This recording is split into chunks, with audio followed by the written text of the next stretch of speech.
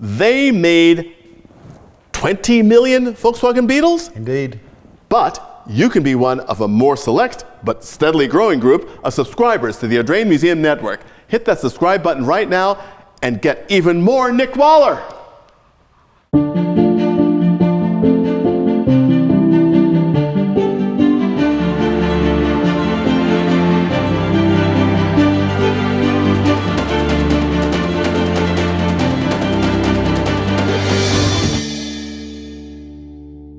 Hi, and welcome back to the Audrain Automobile Museum and our exhibition, Air Cooled, Keep It Simple.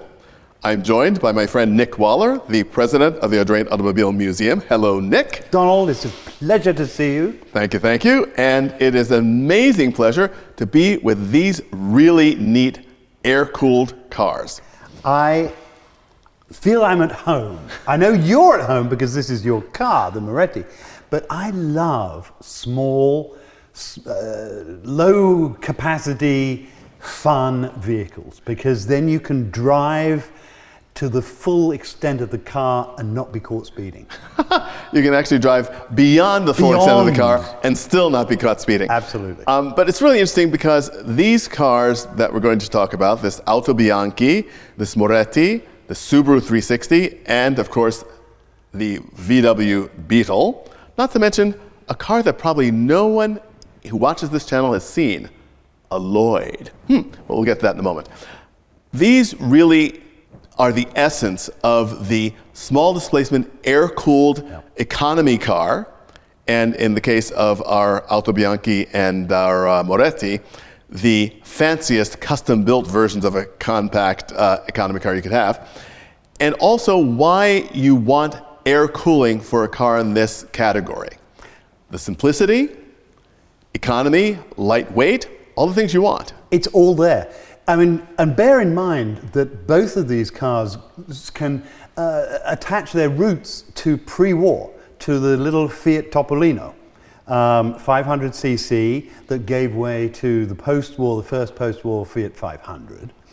And the platform for both of these cars was that car, the Fiat 500, built as were most of the European manufacturers of the time, to increase production, get the automobile industry back on its feet after a hiatus of between 1939 and 1945, and everybody was rebuilding.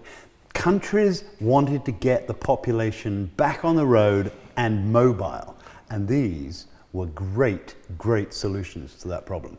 To make the populations mobile, to give them that freedom of transport that they yearned for, and that was just starting to happen in European countries before World War II, but really showed its full expression. And it's also very interesting to see how different markets responded. In Germany, of course, which was a very devastated economy, most of that economical motoring took the form of cycle cars, like the famous bubble cars that we know in this exhibition. We have a great Isetta by BMW.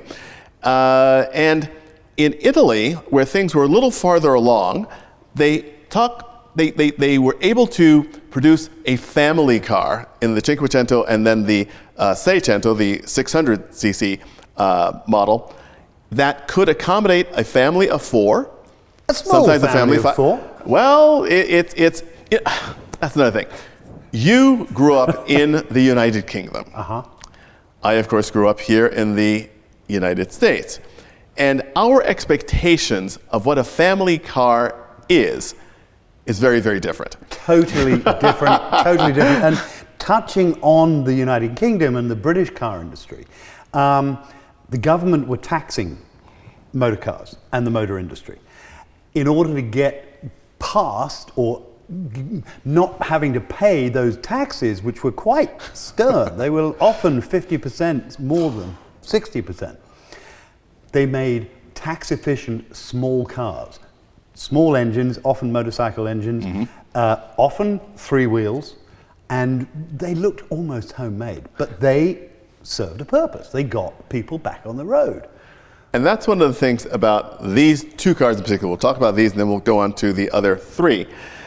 These two cars are extraordinary because they are very expensive sort of luxury touring, sporting versions of a very simple economy car. Absolutely. The Bianchina is built for pure style. It's got the stock mechanicals of a Fiat Cinquecento, two-cylinder, air-cooled engine, producing about 18 horsepower.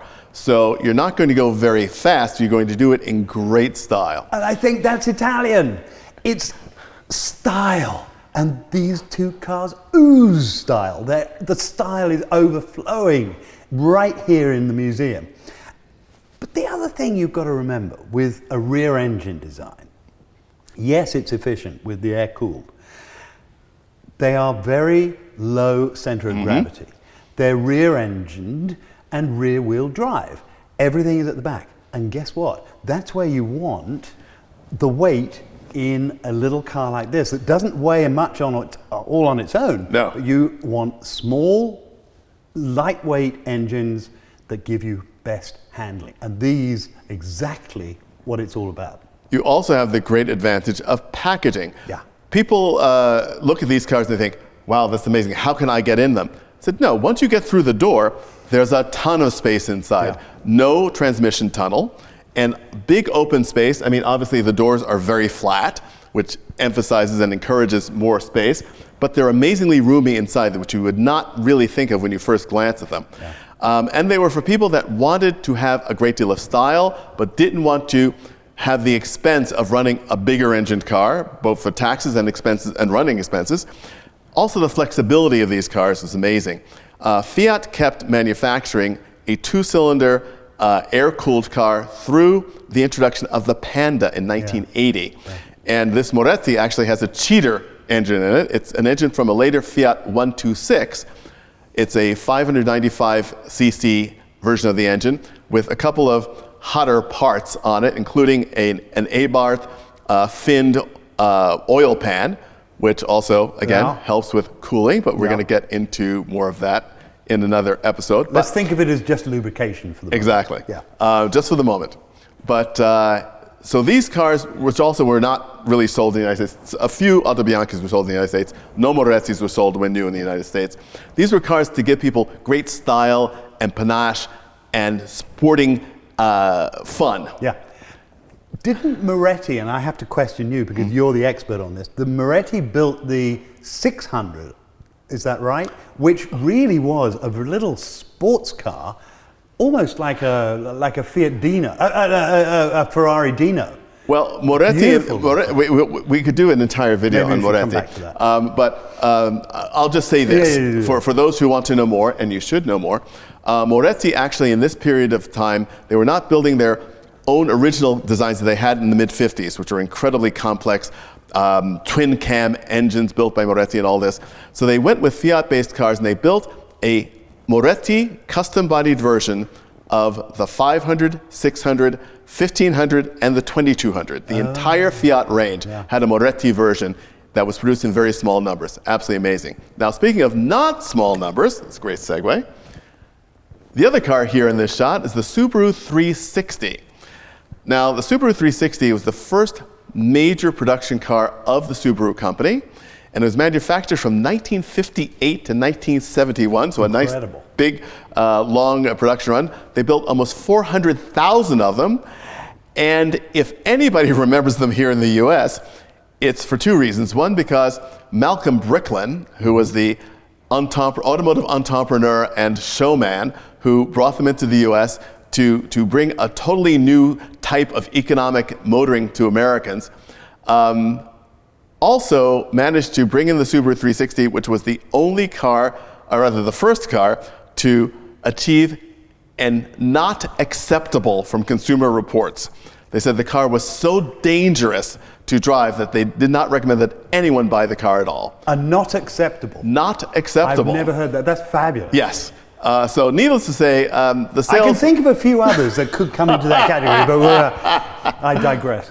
But it's really a fascinating thing because the Subaru 360 is a fascinating example of sort of a cross between what we were talking about, the motorcycle type cars, and the VW Beetle or these Fiats.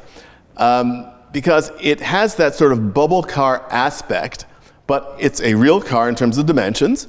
And the idea of these engines in Japan, they had this category called the K cars, which had they were limited to a certain capacity engine. The first of these cars, they're called the 360 because they're 359 cc.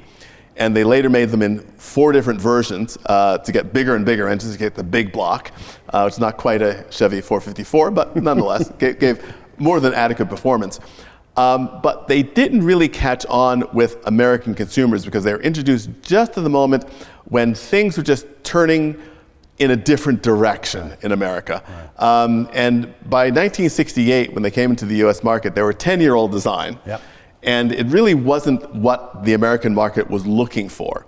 And a few years after that, VW would come out with their revised Super Beetle. So it was a time of great change. So the Subaru 360 is sort of known as the butt of jokes, but nonetheless, the fact that they sold 400,000 of them says they're a real car. And lasted for over 10 years. Exactly. Extraordinary design. I mean, it actually goes beyond kind of quirky and ugly, actually, I think, into, wow, a real head turner. Because I think it's actually quite sweet. I think it's really quite cute. Brings a smile to your face, which, again, wonderful. Absolutely. Yeah. And that actually, you bring up another point, that's also one of the sort of characteristics of cars in this category. They're cars that make you smile, whether you're driving them or you're seeing them drive down the street in front of you. They're like the puppy dog of the automobile. Exactly. World. Now, we're going to take a look, of course, next at a car which is in this category, i.e. a economy designed air-cooled car, but unlike the Subaru, the Moretti, the Alto Bianchi, and even the VW Beetle, it has a front engine. Shocking. Shocking. Let's take a look at a car that nobody knows, the Lloyd. I can't wait. So Nick, even though we are standing next to the iconic rear-engine, air-cooled car, we're not going to talk about it. So let's talk about the other car, which is right here.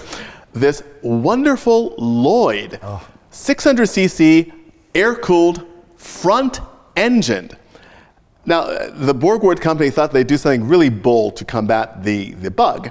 So if everybody else, if Fiat is doing rear-engine air-cooled, Volkswagen is doing it, Renault is doing it, why don't we do something different? We'll make it more like a real family car by putting the engine up front where it belongs, making it front engine, front wheel drive, and giving all that space in the interior and a big luxurious limousine feel, and nobody cared. What could possibly go wrong? But you've got to, great design. I am actually a fan. It looks of course you are. It looks like every 1950s British car you grew up with. Precisely, the Morris Oxford, the Austin A40, it's all there. All of the components are there. Apart from performance. Whilst Volkswagen, producing the Beetle, could claim 0 to 60 in 25, 30 seconds. Pretty tame, but still okay. The Lloyd, blow your socks off, 0 to 60 in 1 minute. It gave you plenty of time. And get a sandwich by it gave you time to check your map to make sure you were on the right road, to make sure that the traffic light that was up ahead was going to be red by the time you got there. I think that's a very reasonable method of building a car. Okay, all right. But in reality, it is so incredibly interesting. Again, the fact that the versatility available in an air-cooled car, they're not just all what we immediately think. No. We think immediately VW Beetle, we think Porsche, which we'll talk about in the time. But the fact that there were people taking a risk and taking a chance, saying, what else can we do with this power plant and how else can we adapt it? Interestingly enough, what is very curious about the Lloyd is the fact that the positioning of the engine is, to me, of all of these cars, the ideal position for an air-cooled engine. It's right up front, right behind the radiator grille, so it's the ultimate in cooling. You don't have to worry about ducting. Air is coming at you. Exactly. It's moving your hair as you go. But the trouble is it didn't go very far. Right. But the other thing that is very interesting, and we can mock it and we can be surprised, and frankly, I've never seen one before until this one turned up at the Audrain Museum. it wasn't unsuccessful. They sold over 175,000 of these, the Alexander and the 600. So what is there not to like, you would think, until you look at the numbers for the Beetle? Yes, when you're comparing hundreds of thousands to millions, then the accountants have a tendency to say, Mr. Waller, let's reconsider. Yeah. But nonetheless, it's really terrific to think that there were these variations, and the fact that it was the right solution for this character and this category of car. Yeah. Because of the simplicity, the lightweight. Now, you mentioned the great benefits of handling of a rear-engine, rear-wheel drive car. Again, that's actually one of the things. In addition to its rather leisurely performance, the Lloyd also had the disadvantage of not only front engine, but a front engine ahead of the front wheels, which give you that sort of anchor understeer effect, which can be rather understeer to oversteer. So in any event, nonetheless, it's a really interesting idea and the perfect introduction to, of course, the car of the category, the Volkswagen Beetle. I mean, it is the archetypal air-cooled rear-engine motor car that sold in millions and put the world on the road, across the world. Incredible car that owes its origins to pre-war era 1938, when it was ordered to be built. And then post-war, ironically, Volkswagen are put back on their feet after devastating times by the British Army. Exactly. Who ordered thousands, tens of thousands of these for the troops to move around Germany and put Germany back on its feet. It's a wonderful story that the factory at Wolfsburg, when they're thinking about war reparations, there was actually a plan considered to dismantle the entire machinery in the plant and to ship it all to the UK as a part of war reparations. And the zone commander said, no, let's put these folks to work, and we need cars, we need vehicles, and let's just make this happen. I don't think they had a clue as to where it would end up going. No.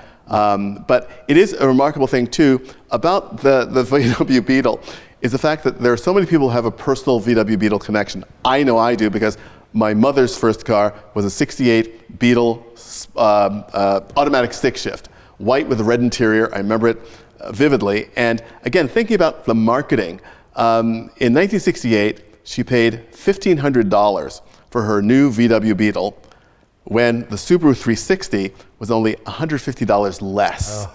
So, no, there's no competing. What a package! It absolutely build works. quality, absolutely amazing. And also, I learned to drive a stick shift on a VW Beetle. And if you can drive a stick shift on a VW Beetle where the gears are somewhere in there, you can drive absolutely anything. I nearly went like that, but I know it's the same. Because my first VW Beetle was on that side. Yeah, you really had to guess. It was somewhere over there, and it's somewhere over there. But the gears are always there in the box. They never leave. They never leave, no. But it is also remarkable to think about how little the VW Beetle changed mechanically during its very long lifetime. And that issue that we will run into later and talk about in videos to come, about what an air-cooled engine needs to do and what it needs to have in order to put out more power for a more consistent time, was never a challenge in the Beetle. It was one of the reasons why it was also very successful in a lot of emerging markets. It was very popular in South America, in Mexico, where it actually ended production. In Mexico, all through Africa, in Central Europe, absolutely amazing. Simplicity, exactly. Ease of maintenance, replacement parts, easy, easy, easy. That was the beauty.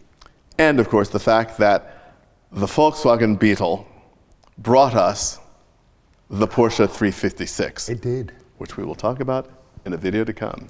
Thanks so much, Nick. Good to see you. Great to share this wonderful period of time with you and to celebrate these great rear-engined and one front-engine air-cooled cars.